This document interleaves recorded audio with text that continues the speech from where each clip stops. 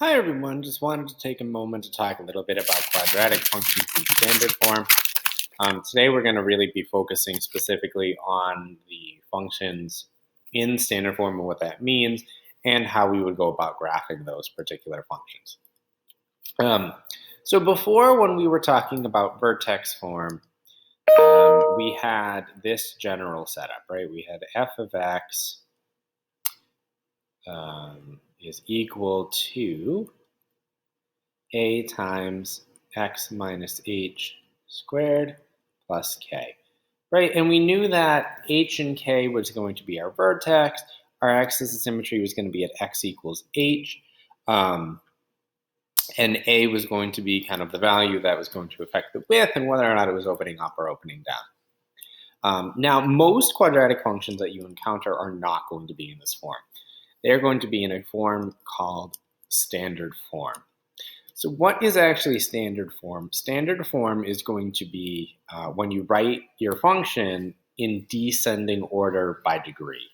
So for a standard form of a quadratic function, it is going to be this.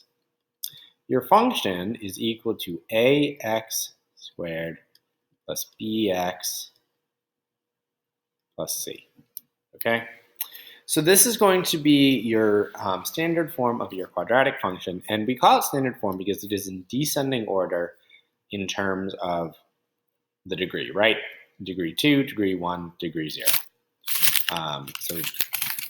Additionally, we typically, in terms of standard form, we will have integers usually, or rational numbers. We usually don't like to have square roots and things like that.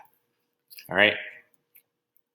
So let's take a minute and talk about the c part of the ax squared plus bx plus c.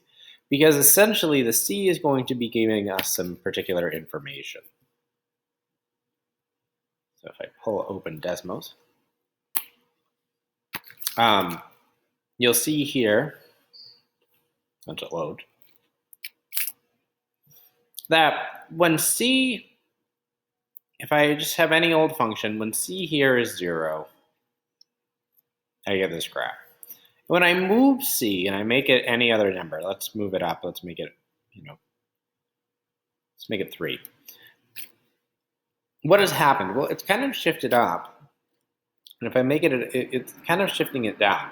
But specifically, there is one point in particular that we really care about.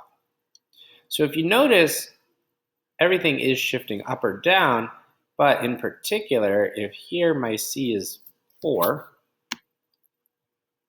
take a look at where my function is crossing the y-axis. So we actually have the point 0, 4. And that makes sense, right? If I plug in 0, right? If I plug in 0, f of 0 is equal to 3 times 0 squared, which is just 0, minus 4 times 0 plus c. F of 0 is just going to end up equaling c. So your y-intercept is just going to be equal to c. Okay, so your coordinate of your y-intercept is going to be 0, c, right? So there's your first point that you're going to be able to get from just looking at any standard form quadratic function. C is your y-intercept. All right, so let's just take a quick little glance back. So to reiterate, it's going to be your y-intercept, and that's going to be really helpful for you when you're graphing. So as we stated, when you plug in 0, everything else will cancel except for the c. All right, so the standard form of a quadratic function, I have this slide up because it has a couple of pieces of important information. So number one, it is ax squared plus bx plus c. A cannot be 0 because then you're going to have a linear function, right? So a cannot be 0, but b and c can be 0, and that's fine. The c is the y-intercept. Now, in terms of the axis of symmetry and vertex, exactly where it comes from may not be completely apparent. It comes from Well, I'll show you where it comes from actually next chapter. But for right now, what we need to remember is this important piece of information. This is your axis of symmetry, negative b over 2a, right? So for example, if I had f of x equals, 3x squared plus 4x plus 5, whatever. Well, what do I know? I know I'm going to have the y-intercept of 0, 5, and my axis of symmetry is going to be this line. I'm going to plug in, here's your a is 3, 2 times 3. B is 4, so negative 4. So negative 4 over 6, so negative 2/3. So your axis of symmetry is going to be the vertical line at x equals negative 2/3. Now, as we know, the axis of symmetry is in the same x value as your vertex. So to get the other part of your vertex, you would just plug in 2/3, or negative 2/3, right? So if I plug that in, I'm not going to simplify it. Whatever value you get out, that'll be the other part of your vertex, all right?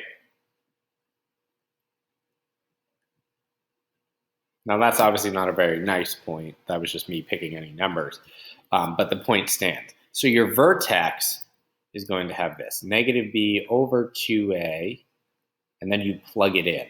So f of negative b over 2a.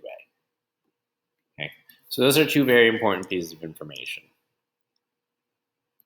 Now, when you're graphing these, it's important to know a couple pieces of information. Number 1, your axis of symmetry. Number 2, your vertex. Number 3, you can plot the y-intercept, okay? So, step 1, find the axis of symmetry. So again, with finding the axis of symmetry, essentially all you're going to do is you're going to plug in negative b over 2a. So so b here, right? We could do this out. A is 2, b is 4, c is 3. Okay, I'm going to plug it in.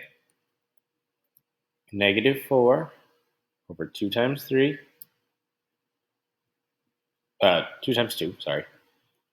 Negative 4 over 4 is negative 1.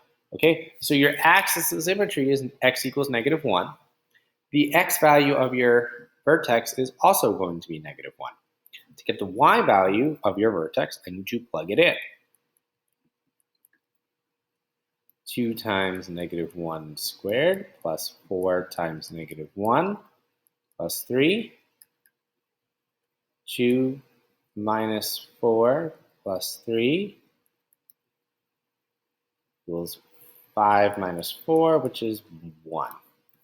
Okay, so again, you just have to plug it in.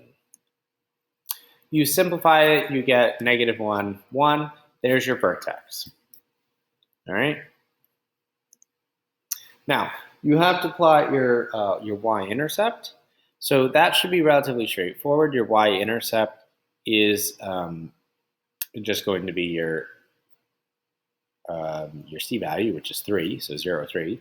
Now, conveniently, it is 1 over. So if I go 1 to the right, that's the same thing as if I had gone 1 to the left. So I can reflect that. It's a negative 2, 3. All right, now I need another point. Okay, so now I kind of need another point to get the curve. So my recommendation is, right, you want to pick numbers close to the axis of symmetry. So we went over 1, let's go over 2. So my recommendation to you would be to plug in 1. Plug in 1. Also, that's just a nice number to plug in. Right, you plug in 1. You get 9. Then additionally, you can, again, you go over 2, right 2 from your axis of symmetry. Same thing as going left 2. So if you go to the right 2, you get to 1. You go to the left 2, you get to negative 3. Okay? And ultimately, you're going to then have these 5 points. From there, you can graph the parabola. Right. Now, I will leave you to try out these particular problems using Desmos. Again, you can use a table to get different points, but just remember, you need the following information. Keep in the wrong thing. So don't forget, your vertex is negative b over 2a. Then you plug that in. Okay? Plug it in. Your axis of symmetry, whoa. Let me just try writing all this again. Negative b over 2a f of negative b over 2a. That's your vertex. Your axis of symmetry is x equals negative b over 2a. And then your y-intercept is 0c. All right, and there you have it. That's all the general information on graphing using standard form and what standard form actually is. We are going to do some more practice with this going forward over the next couple of days, so don't worry. Try your best and let me know if you have any questions. Have a great day.